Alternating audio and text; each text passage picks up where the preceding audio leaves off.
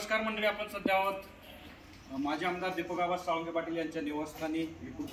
मुस्लिमांसाठी प्रत्येक वर्षी सालाबादप्रमाणे गेले 20 ते 25 वर्ष या ठिकाणी दूध वाटप, त्याचबरोबर 27व्या रोजेच्या निमित्तानं संपूर्ण जमातीला लहान थोरांसहित जेवणाचा कार्यक्रम देखील, इफ्तार पार्टीचं आयोजन देखील केलं जातं। आणि आज मुस्लिम बांधवांसाठी घरोघरी जाऊन या ठिकाणी काकांची विशिष्ट असणारी परंपरा, त्याचबरोबर काकांच्या नंतर काकींची परंपरा आणि सन्माननीय त्यांच्यानंतर दीपक आबांची ही परंपरा अबाधित ठेवलेली आहे। त्यांच्या सुविद्य पत्नी उरुपमतीताई, त्याचबरोबर सुकन्या यांच्या माध्यमातून हे समाजकार्य, सुपुत्र सन्माननीय यशराजे दादा यांच्या माध्यमातून हे सर्व समाजकार्य अहोरात्र चालू आहे। गेल्या अनेक वर्ष सातत्याने या ठिकाणी दुधाचं वाटप या ठिकाणी केलं जातंय।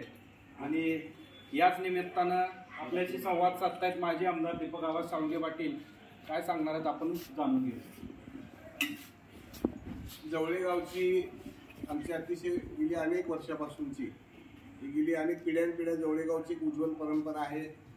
आमचं गाव हे जातीभेदाच्या सगळ्यात पुढचं गाव आहे, पलीकडचं। कुठल्याही सर्व जाती धर्माचे लोक या गावामध्ये अतिशय गुण्यागोविंदाने राहतात।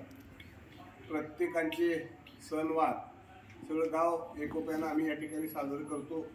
मुस्लिम समाजाची पवित्र सण रमजान ईद, दरवर्षी रमजान ईद साजरी करत असताना एकोप्यानं आणि सगळी मंडळी मुस्लिम समाजाच्या पाठीमागे 100% त्याचा पाठिंबा असतो।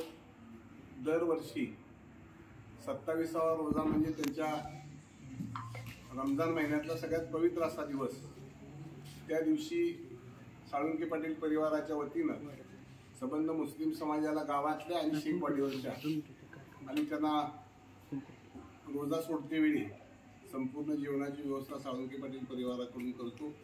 त्याचबरोबर रमजान ईदचा सण उद्या आहे। आज आम्ही परत साळुंखे पाटील परिवाराच्या वतीनं प्रत्येक कुटुंबाला 5 लिटर दुधाचं एक सहकार्य किंवा एक आमची नैतिक जबाबदारी म्हणून आम्ही गेली अनेक वर्षापासून, या अगोदर माझ्या आई कैलासवासी भागवत भक्त काकी असतील, अगोदर माझे वडील आजोबा पंजोबापासूनची परंपरा आहे।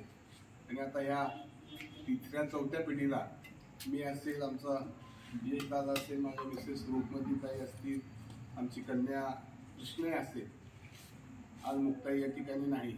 हा परंपरागत पिढ्यानपिढ्या हा स्नेहाचा सलोखा कायम चालू राहणार आहे। आणि आम्ही हा सगळेजण सण आमच्या घरातल्यासारखाच दरवर्षी साजरा करतो। आणि मीही 27वा रोजा गेली 26 वर्ष मी नेहमी कायम हा रोजा ठेवतो आणि सगळ्यांच्या बरोबर मस्जिदमध्ये जाऊन हा रोजा सोडला जातो। मी एवढीच अल्लाहच्या परमेश्वराच्या चरणी प्रार्थना करेन की हा एकोपा ही आमच्या गावची युनिटी अशीच कायम ती चालू राहावी, ही नारायणाच्या चरणी प्रार्थना करतो। आणि आपल्या सगळ्याला विनंती करतो की आता हे सगळं दुधाचं वाटप आपण सगळ्या कार्यकर्त्यांनी संबंध प्रत्येक घरामध्ये जाऊन, वाडी वस्तीवरच्या घरामध्ये जाऊन करावं।